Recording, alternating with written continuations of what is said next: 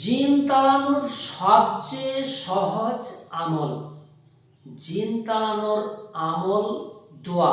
আজ আপনাদেরকে এমন একটা জিন তাড়ানোর দোয়া শিখিয়ে দেব, এটি আপনি শিখে রাখলে আপনার কাছে কখনোই জিন খবিশ এরা ঘেঁষতে পারবে না, এমনকি আপনার বাস্তু ভিটাতেও এরা টিকে থাকতে পারবে না, এরা ভয়ে চলে যেতে বাধ্য হয়ে যাবে ইনশাআল্লাহ।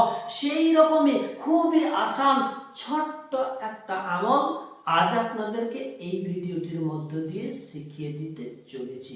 চলুন দেরি না করে সেই মূল্যবান আমলটির দিকে এগিয়ে যাওয়া যাক। আমি হারুন রশিদ, আপনারা দেখছেন হানাফি কেল্লা মিডিয়া। এই আমলটি শেখার আগে ছোট্ট একটা কথা না বলে নিলে এই আমলটি আপনি বুঝতে পারবেন না। মনে রাখবেন, জিন কিন্তু আগুন থেকে তৈরি।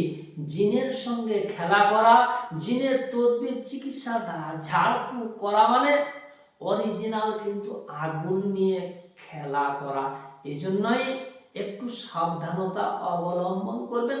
আত্মরক্ষার জন্য আপনি যে কোনো সময়ে এটি পড়ে নিলে আপনার শরীরও বন্ধ হয়ে যাবে, আপনার কাছে জিন ভূত খবিশ এরা ঘেঁষতেও পারবে না। চলুন এবার আমলটি, মূল আমলটি আপনাদেরকে আমি বলে দিচ্ছি। হঠাৎ রাত্রিবেলায় কোথাও আপনি যাচ্ছেন বা কোথাও অবস্থান করে রয়েছেন, ওই মুহূর্তে কোনো একটা কিছু দেখে আপনি আঁতকে উঠলেন, আপনার শরীরের পশমগুলো খাড়া হয়ে গেছে, আপনাকে প্রচন্ড ভয় লাগছে, হতে পারে সেটা জিন ভূতের কোনো শয়তানের তাণ্ডব। ওই মুহূর্তে আপনাকে প্রচন্ড ভয় লেগে গেছে, তাৎক্ষণিক আপনি জোরে জোরে আজান দিতে আরম্ভ করুন। বেশ কয়েকবার আপনি সেখানে আজান দিলে আপনার কাছে থেকে, ওই জায়গা থেকে জিন ভূত খবিশ দেহ দৈত্য এরা কিন্তু দৌড় মেরে পালিয়ে যাবে ইনশাআল্লাহ। নাম্বার 2, জিনগ্রস্ত রোগীর কানের গোড়ায় সালামুন আলা নূহিন ফিল আলামিন অথবা ক্বালা ফাখরুজ মিনহা ফাইন্নাকা রাজিম, এই দুইটি আয়াতের মধ্য থেকে কোনো একটা আয়াত ওই জিনগ্রস্ত রোগীর কানের গোড়ায় আপনি জোরে জোরে পড়তে আরম্ভ করে দিন। দেখবেন রোগীর ভিতরে থাকা ওই জিনটা চিৎকার চেঁচামেচি শুরু করে দেবে, কানে আঙ্গুল দিয়ে দেবে, সে কোনো মতে শুনতে চাইবে না।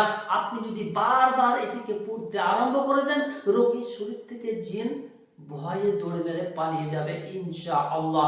নাম্বার 3, এছাড়াও জিনগ্রস্ত রোগীর কানের গোড়ায় আপনি জোরে জোরে আজান দিতে আরম্ভ করলে তখনও কিন্তু সে কানে টিপে আঙ্গুল দিয়ে দেবে, কোনো মতে এই আজানের শব্দ সে শুনতে চাইবে না। এই 3টি আমল আপনি করতে আরম্ভ করে দিন।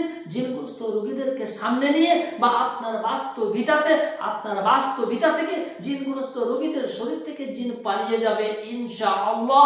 তবে শর্ত হচ্ছে আপনি শরীর বন্ধ করে এবং উস্তাদের নিকটে ইজাজত নিয়ে এই আমলটি করবেন ইনশাআল্লাহ।